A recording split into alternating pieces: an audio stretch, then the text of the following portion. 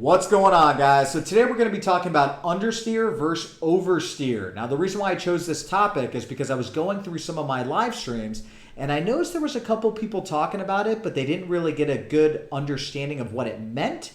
So while it seems kind of simple to me, and I'm sure a lot of you intermediate drivers or advanced drivers, you already know what this means, so you're probably like, oh, this is stupid to talk about.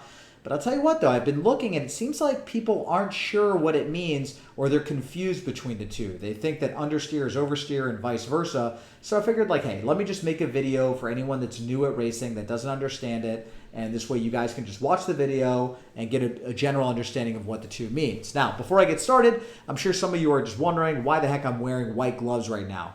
I just bought a Fanatec Club Sport F1 rim, and there's Alcantara on the side here, so I don't want to ruin it with the oils of my skin, so that's why I'm using these gloves. So probably from here on out, you're going to see me wear this, because honestly, this thing was like $300, and I don't want to ruin it and have it like look all nasty, so I'm going to be wearing these probably for the majority of my streams. But anyway, I know this is a simple video for some of you guys, but I hope you enjoy it, and I hope you get something out of it. Okay, before we get started on the track and we get into the Ferrari, I want to give you a general explanation of what understeer and oversteer is. Okay, so in general, what understeer means is when the front tires start losing traction before the rear tires do. So when your front tires start spinning and losing traction, that's going to cause your car to start going wide. It's going to push it to the outside. Now, it's the opposite with oversteer. With oversteer, if your rear tires start losing traction before your front tires do, the car's going to get sideways and spin out and do a 360. So I just wanted to kind of explain that so you knew the difference between the two, because now you're going to see me talk about the Ferrari and you're going to notice that the back end on the Ferrari is going to be loose, causing it to slip and get sideways, while in the Audi TT, the front tires are going to start spinning first, and that's going to cause the car to get wide.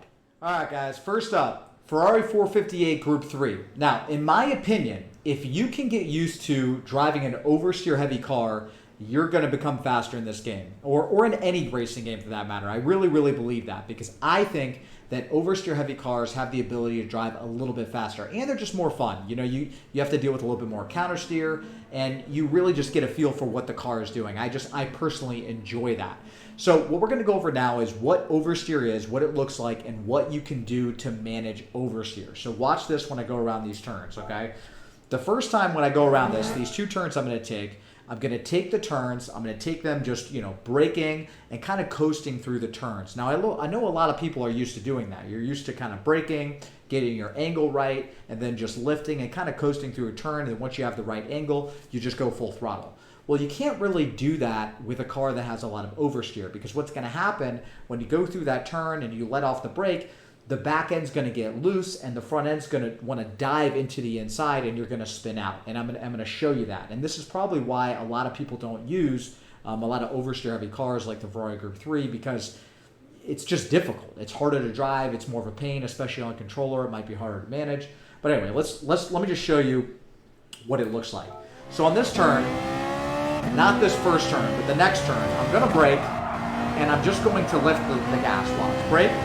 Boom, take the turn. Now look what's happening. You see that? I just spun out. And I barely turned. I literally barely turned. I was just braking, I just turned, lifted the throttle, and I spun out. I could see how that would be insanely frustrating for a lot of people. They're going to be like, well, what the heck just happened? I just broke and I took the turn. This thing sucks. And they're going to get into something else that's not going to do that, and they're never going to drive the Ferrari. Well, the reason why that happens, okay, the reason why that whole thing just got loose like that is because I didn't modulate the throttle going through the turn. So for the Ferrari, for any car that oversteers a lot, when you take the turn, you brake and you turn, the back end's going to get loose, and if you don't apply any throttle going through that turn, it's just going to spin out like what you just saw. So the key to getting good with oversteer is that when you take the turn and you brake, you always want to give it just a little bit of gas. That little bit of gas that you give it is going to help keep that Ferrari stable, or any car that oversteers, just really stable, so you can get that smooth exit. Now watch the difference. So this time I'm going to give it a little bit of gas. It's going to be the same exact turning radius. I'm just going to give it a little bit of gas to keep it stable. Okay, watch. Now we're going to go through this turn, do the same thing. Fourth gear, okay, we're going to downshift over here. Boom, brake, gas. You see that? I turn, I give it, look at that little gas I'm giving it. That little bit of gas is what saved me from spinning out the first time. So that's why I wanted to make this video and I wanted to explain this. This seems so simple, right? It seems so simple, it seems so easy, yet not many people know about it and not that many people do it, but it's such a big tip. So that little bit of gas through the corner is going to help keep you stable, and it's so much smoother. So keep that in mind. If you're ever driving a car that suffers from oversteer, which means you're taking the turn and it starts spinning out on you because the back end's getting loose, just apply a little bit of throttle and it'll help keep it stable going through that turn.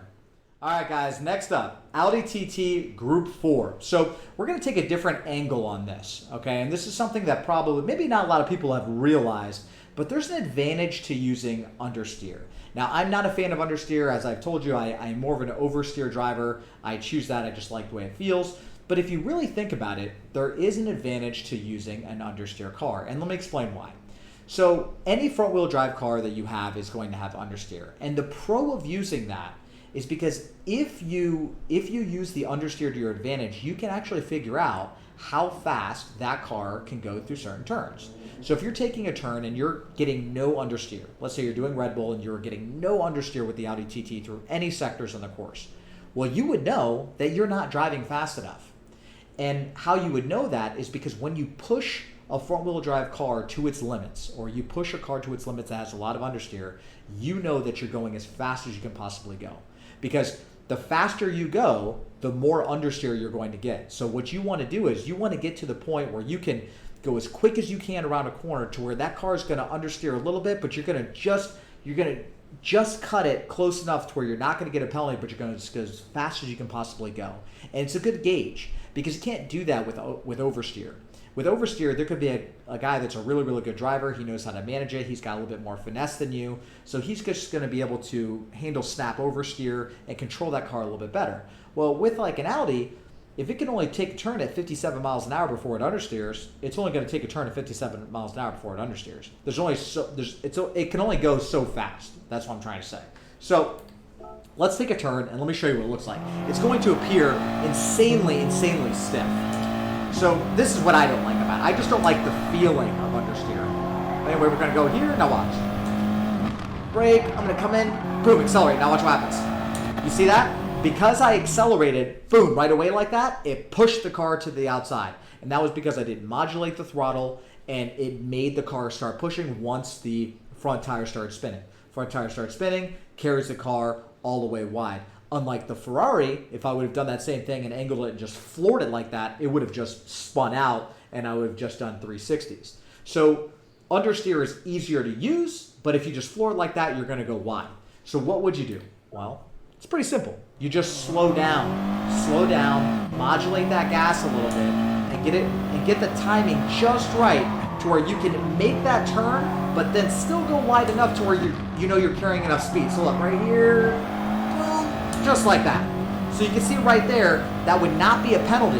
But what I did was I aimed it and I just accelerated just right to where I knew it was going to go wide, and I just barely made that turn with that understeer. That's how you want to do that. You want to angle it right, give it a little bit of gas, and then just mash the gas and just take it to where you can get the maximum amount of speed. If I would have taken that turn and the car wouldn't have started going wide at the end, I would have known, okay, hey, I'm going a little bit too slow. Let me try that again. Let me take that turn a little bit faster so it goes a little bit wide. How much more speed can I get through that turn? So that is an advantage of understeer. Now, don't get excited yet. Don't think that you can just drive an understeer car and you could go through a turn and just mash the gas because I said so and you're going to go wide. You can't do that if you have tire wear, okay? If you have tire wear and you take that approach of going through a turn, you angle it and then you just floor it and start going wide like that, you're going to completely run out of your tires. So that's okay to drive that particular way if you have no tire wear because you can get a little bit more speed. But in any race where you have tire wear, you can angle the car just like that and just give it a little bit of gas. Similar to the Ferrari when you're giving it a little bit of gas through a turn, but you just want to kind of blimp it a little bit so you can see how much speed you can take through that turn. Don't just mash it, because if you just mash it coming out of a turn, you get that spin. Every single turn that you take, you're going to be taking off a little bit of rubber, and before you know it, you're going to have no tire wear. All right, guys, I hope this video really helps you. And for those of you who have no idea what understeer and oversteer is, hopefully you have a better idea of what it is now. And when you're choosing your cars, you'll get a better understanding of what suits your driving style. I did the best I could trying to organize this video to make you understand the best way possible. I really, really hope it helps. I appreciate you guys watching, and I'll see you guys next time. Take it easy, guys.